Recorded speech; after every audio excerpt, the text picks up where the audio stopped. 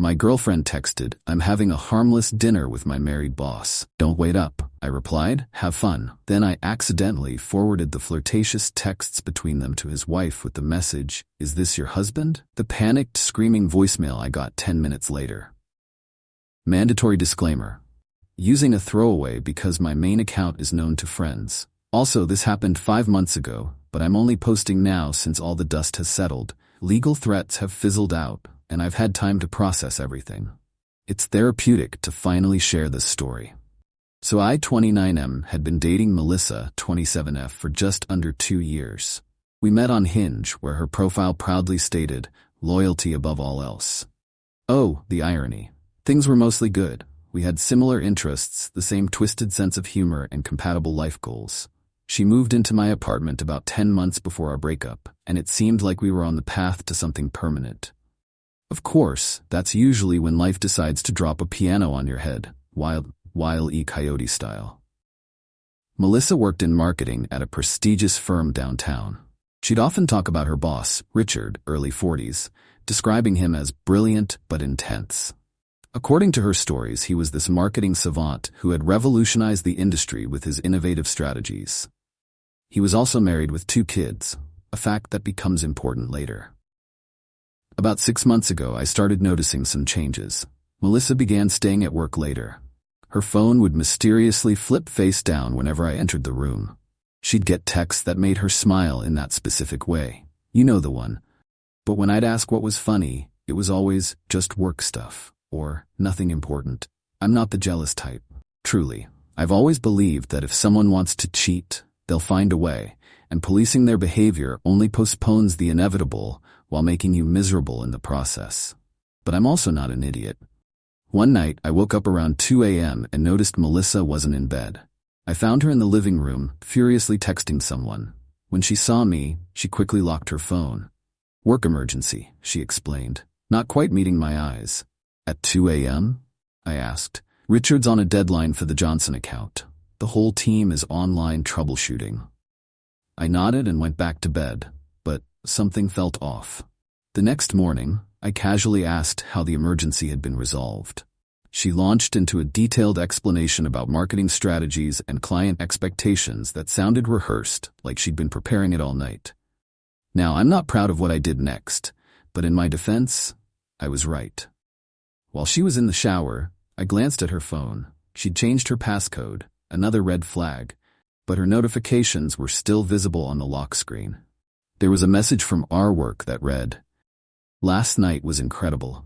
Can't stop thinking about how you..." The rest was cut off, but I didn't need to read more. My stomach dropped through the floor. Over the next few weeks, I paid closer attention. Melissa had started dressing differently for work. More makeup, more revealing clothes. She'd come home smelling like cologne that wasn't mine. Twice, she came home with her hair wet, claiming she'd been caught in the rain on perfectly clear days. I could have confronted her immediately, but honestly, I wanted irrefutable proof. Maybe that was my mistake. Or maybe it was the universe setting up the perfect punchline. The breaking point came on a Thursday. Melissa texted me around 5 p.m., having dinner with Richard to discuss my promotion. "Don't wait up. It's totally harmless, just business." That harmless in quotation marks, that unnecessary reassurance, that forced cheeriness. My bullshit detector was screaming. I simply replied, "Have fun." Then I opened our shared iPad, the one she and I both used for Netflix, web browsing, and other apps. She had explicitly given me the password when we first got it, and we had always freely used it together. When I opened it, her work email was already logged in on the browser, not requiring any additional passwords or security bypasses. There it was, weeks of exchanges between her and Richard, growing increasingly personal and explicit. Plans for hotel meetups disguised as off-site strategy sessions. Inside jokes about fooling their respective partners. At one point, he'd sent her a shirtless pic with the caption, "Preview of tonight's presentation," which might be the most cringe-worthy attempt at sexy wordplay I've ever seen. None of the emails were marked confidential or contained any actual work content or company proprietary information, just personal communications about their affair using the company email system. But the most damning email was their dinner plans for that evening. It wasn't about a promotion at all. They'd booked a private dining room at an upscale restaurant, followed by a reservation at a boutique hotel downtown. He'd even arranged for a car service to take her home in the morning so she wouldn't have to do the walk of shame on public transit like last time. I sat there staring at the iPad, feeling strangely calm. Not because I wasn't hurt, I was, but because in that moment, everything became crystal clear. 2 years of my life were based on a lie, and now I had a choice. Go out in a blaze of glory or slink away quietly. I've never been the quiet type. After a quick Google search, I found Richard's wife, Christine, on Facebook. Her profile was mostly private, but her contact information was visible because she ran a small bakery business. I took screenshots of everything, created a new email account to avoid any potential blowback to my personal email, and compiled the evidence. Then I crafted a simple message. Is this your husband? I think you should know what he's doing tonight. I'm sorry to be the one telling you this. I attached the screenshots showing their dinner and hotel plans, plus a few choice excerpts from their conversations where they explicitly discussed their affair and how they were deceiving their partners. I made sure no screenshots included anything that could be considered intimate or explicit images, just text conversations and hotel bookings. I also carefully excluded any business-related information or communications that could be considered company confidential. Before hitting send, I hesitated. Was I doing this out of vengeance? Yes, absolutely. Was I potentially blowing up not just my relationship, but someone's marriage? Also yes. But then I remembered, I didn't cause this situation. They did. And if I were in Christine's position, I'd want to know. I hit send, then muted my phone and started packing Melissa's things. Exactly 17 minutes later, I know because I was watching the clock, my phone started blowing up. First with texts, then calls. I let them go to voicemail. Finally, I listened to one from Melissa. What the fuck did you do? She screamed, her voice shaking with panic. Richard's wife just showed up at the restaurant. She threw a glass of ice water in my face and called me a home-wrecking whore in front of everyone. He's blaming me, saying I set him up. Call me back right fucking now. I didn't. Instead, I continued methodically sorting her belongings into boxes. Clothes in one, toiletries in another, miscellaneous items in a third. I was just taping up the last box when I heard a key in the lock. Melissa burst in, mascara streaking down her face, looking like she'd been through a hurricane. Her hair was wet again, but this time I knew it really was from having a drink thrown on her. What did you do? She demanded, her voice now eerily quiet. I helped someone make an informed decision about their life, I replied calmly. The same courtesy I wish someone had extended to me. You had no right to involve Christine in this. This could ruin Richard's career, his marriage. I laughed. I couldn't help it. Funny how you're more concerned about his marriage than ours. We're not married, she snapped. No, I agreed. And now we never will be. Your stuff is packed. You can take it now, or come back tomorrow when I'm at work.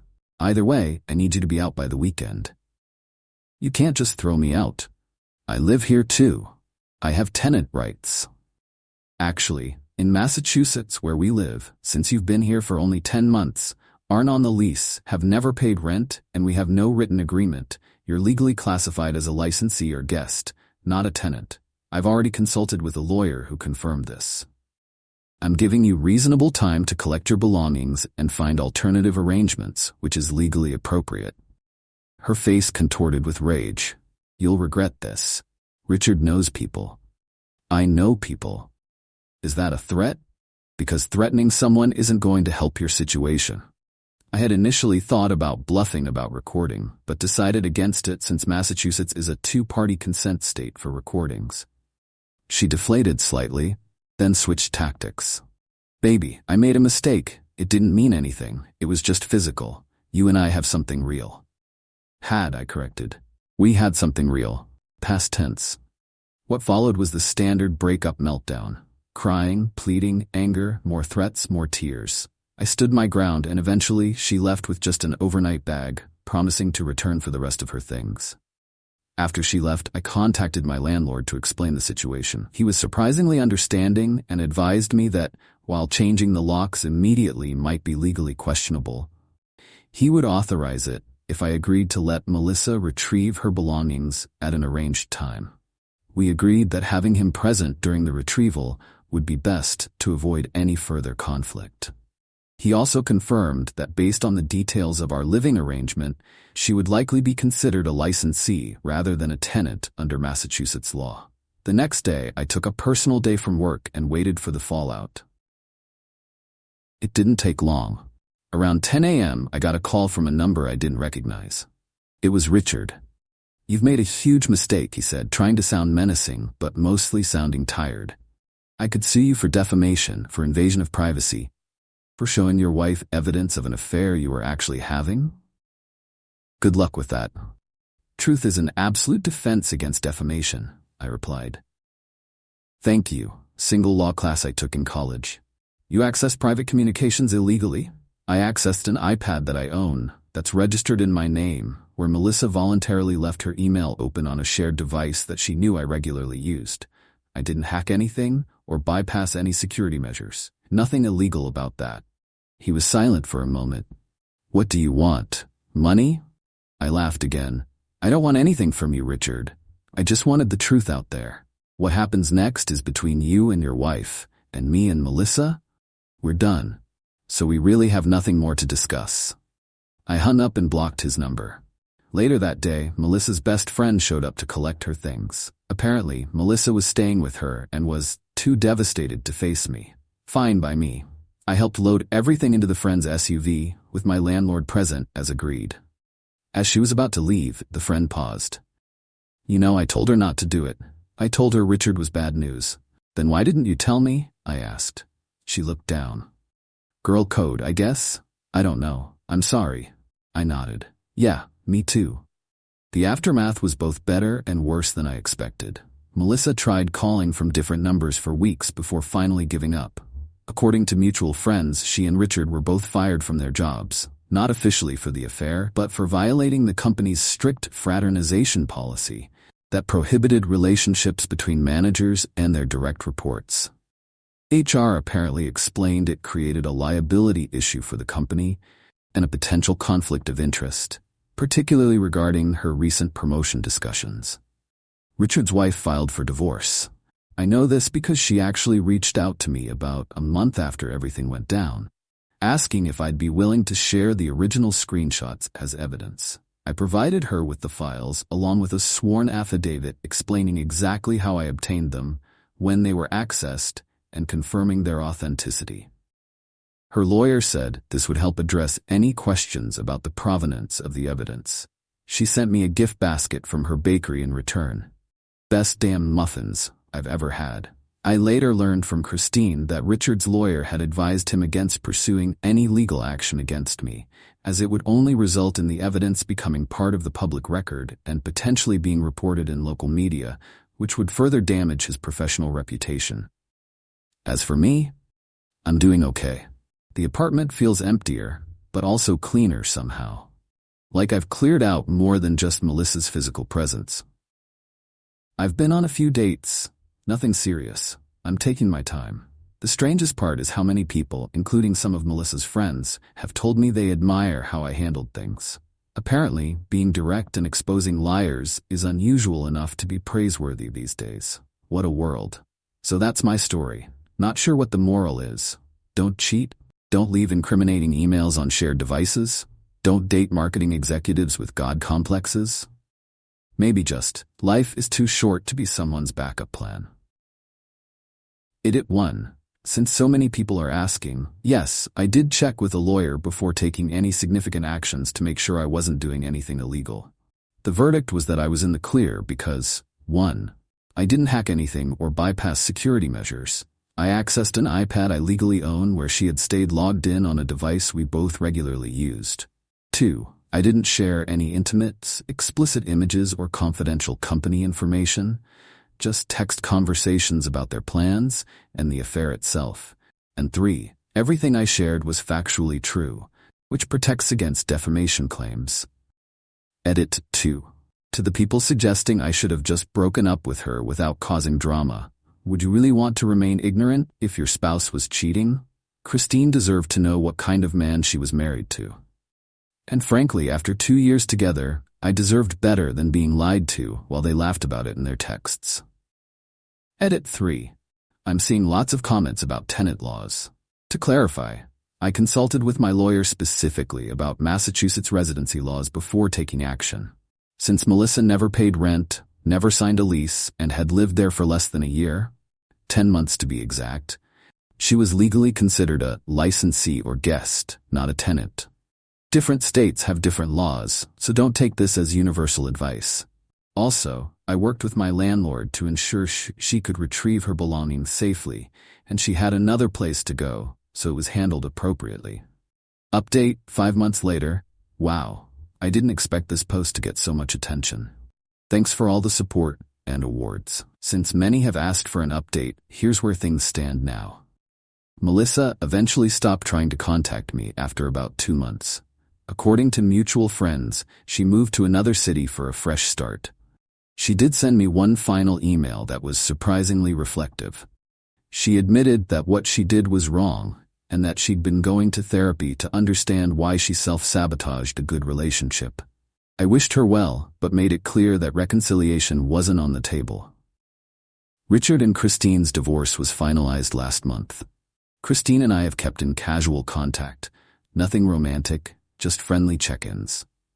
Our shared experience of betrayal created an unusual bond, and we occasionally meet for coffee to talk about our respective healing processes. She's reopened her bakery after a brief hiatus and seems to be doing well. She told me that Richard tried to claim the affair was a one-time lapse in judgment, but the emails I provided proved otherwise. He ended up with a much less favorable settlement than he would have if he'd just been honest. As for me, I've been seeing someone new for about 2 months. She's wonderful, and I've been completely upfront about my past relationship trauma. The best part? She gave me her iPad password on our 3rd date and said, "Just so you know, I have nothing to hide." We laughed, but the gesture meant a lot. Oh, and I bought a new iPad. The old one had too many negative associations, so I donated it to a local school after completely wiping it. The most unexpected outcome of all this? 3 of my friends have discovered their partners were cheating after my story made them pay closer attention to warning signs they'd been ignoring. Sometimes one person standing up causes a domino effect. I still occasionally get a phantom feeling of anxiety when my phone buzzes with a text, expecting it to be Melissa or Richard with some new drama. But those moments are getting rarer. Life moves on, and it turns out it moves toward better things when you refuse to accept less than you deserve. Final edit. A commenter asked what happened to the girl code best friend. She and I still talk occasionally. She apologized again, more sincerely, a few weeks after everything went down. She admitted she'd enabled Melissa's behavior by keeping her secret and recognized that true friendship sometimes means calling people out on their BS. We got drinks last month and she seems to be doing some real self-reflection. Growth all around, I guess.